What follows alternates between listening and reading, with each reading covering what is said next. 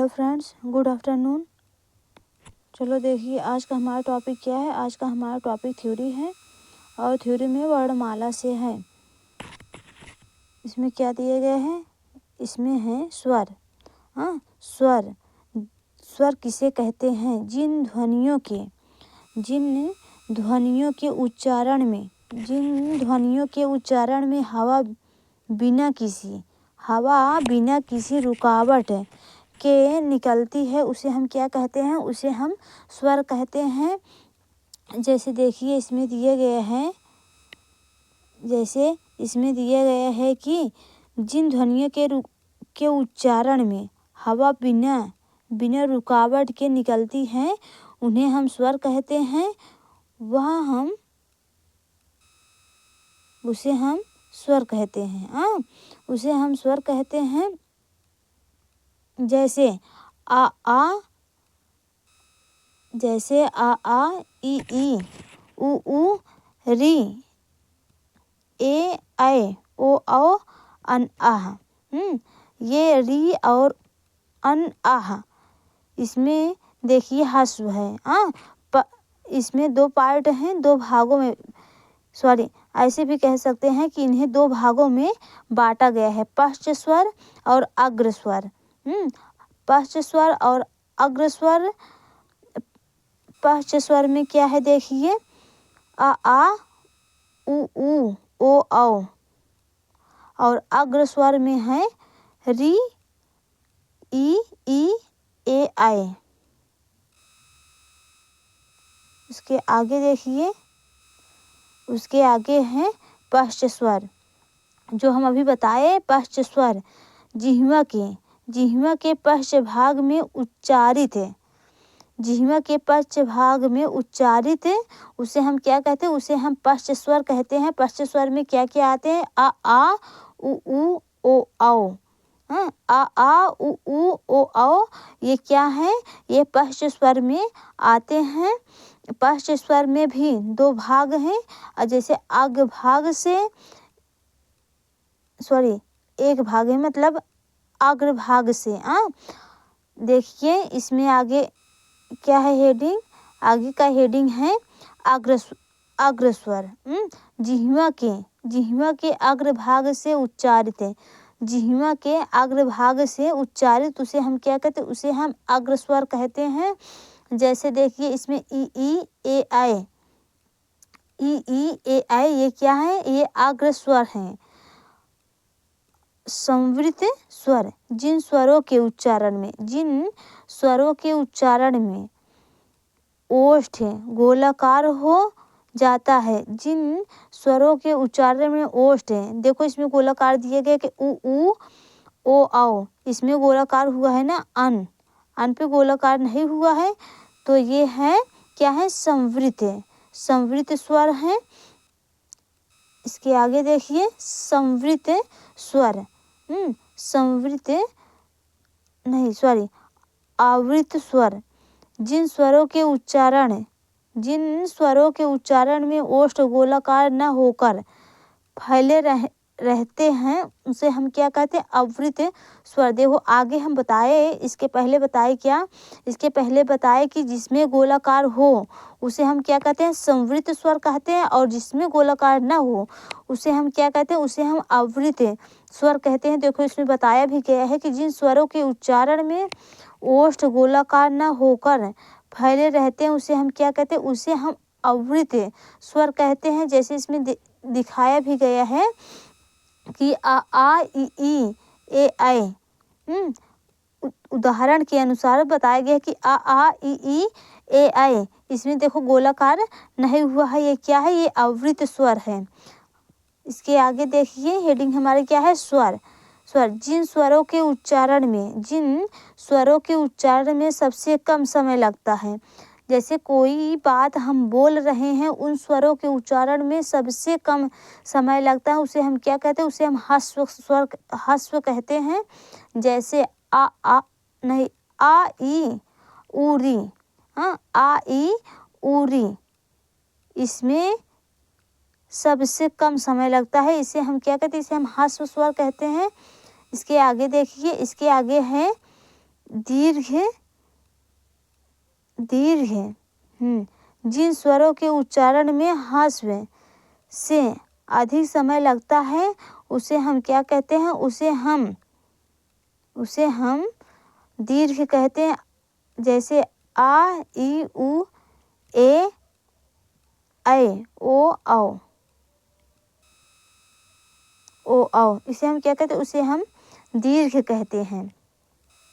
इसके आगे देखिए,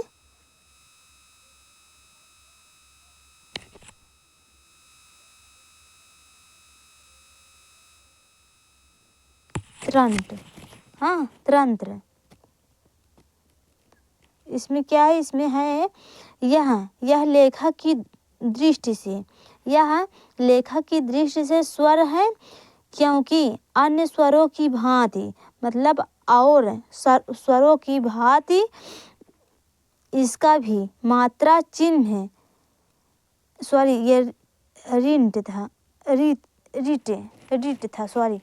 ये रीट था, मात्रा चिन्ह री है, परंतु उच्चारण की दृष्टि से व्यंजन है, क्योंकि इसका उच्चारण री के समान होता है। देखो इसमें क्या, यह लेखक की दृष्टि से स्वर है, क्योंकि अन्य स्वरों की भांति इसकी भी मात्रा चिन्ह री है। मतलब अन्य स्वरों की भांति इसकी भी मात्रा क्या है? री है, परंतु उच्चारण की दृष्टि से व्यंजन है, क्योंकि इसका उच्चारण री के समान होता है।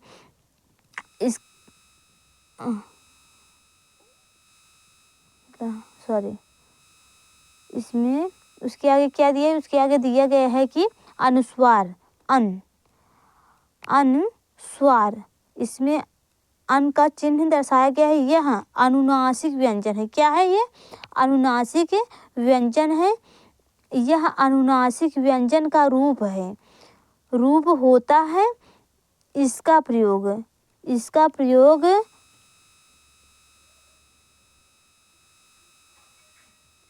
प्रयोग नर्तनी के पंचमासन के स्थान पर होता है। यदि शब्द में उसी वर्ग का नासिक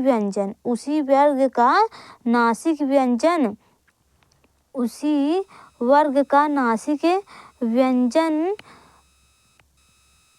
अंगा, इया, अड़ा, न, म है, जैसे कंचन, टंकड़, दंत, पंप। इसमें मतलब कौन सा चिन्ह लगा हुआ है? इसमें अन का चिन्ह लगा हुआ है। ये अनुस्वार है। जैसे भयंकर लंब, संयम आदि। गंगा, कंठ, चौवल, पंच, नंदन, संपादक। यदि शब्द में भिन्न नासिक व्यंजन हो तो मूल पंचमासन ही लिखा जाएगा। जैसे जन्म, निम्न, वाड्यम, उन्नति, संपत्ति, पुष्प आदि। हंस, चंदा। बात तो सही है। उसके आगे देखिए अनुनासिक है। अनुनासिक अन मतलब चांद की बिंदी वाला अन। इसमें दिए गए अनुनासिक है। यह अनुनासिक स्वर का रूप है। इसका उच्चारण मुख व नाक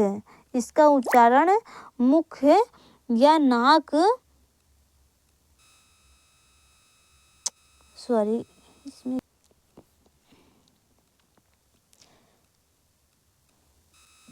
हम पहुंचे थे इस पे व्यंजन में आघोष, संघोष, अल्प प्राण, महाप्राण। अल्प प्राण, महाप्राण, उसके बाद संघोष में है अल्प प्राण और महाप्राण, अनुनासिक है, इसमें कंठ है। इसमें कंठ है, मतलब अल्प प्राण में क्या क्या आता है? अल्प प्राण, महाप्राण। इसमें है कंठ में है, इसका चिन्ह है वी के आकार में होता है का। का अल्प प्राण में क्या क्या आता है? अल्प प्राण में का, चा, अट्टा, ता, पा, मतलब ऐसे पढ़ा जाए तो कंठ में कंठ है, कंठ में का,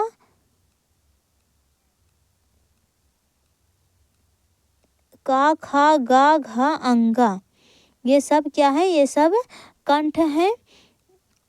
और महाप्राण में खा, छा, ठा, था, फा, अल्प संघोष में अल्प प्राण में गा, घा, गा, जा,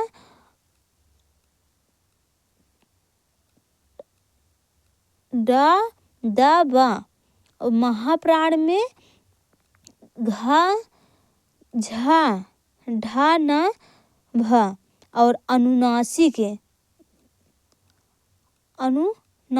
में होगा अंगा, अड़ा, अंगा, इया, अड़ा, ना, मा। इसमें मूर्धन्य है, उसके बाद दंत है, और उसके बाद क्या है? ओष्ठ है, उसके बाद ओष्ठ है।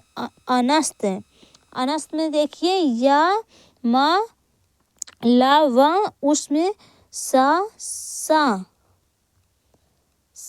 हा, और संयुक्त में सा, त्रा, ज्ञ, और क्या है? स्रा, हस्व, अर्ध स्वर, अर्ध स्वर, या, वा, उसके बाद उत्सिप्त,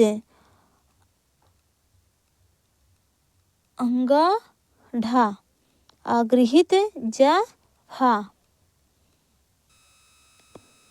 लुंठित, रा, पश्विक, ला। अघोष, स्वर तंत्रियों में कंपन नहीं, ये स्वर तंत्रियों में कंपन नहीं। उसके बाद सघोष में स्वर तंत्रियों में कंपन है। अल्प प्राण में घास है, खास वायु की मात्रा कम, और महाप्राण में खास वायु की मात्रा अधिक है। अंतःस्थ में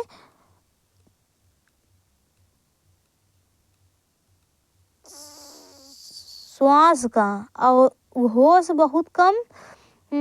उत्सिप्त में जिह्वा मूर्धा के स्पर्श पर लुप्त नीचे, तुरंत नीचे।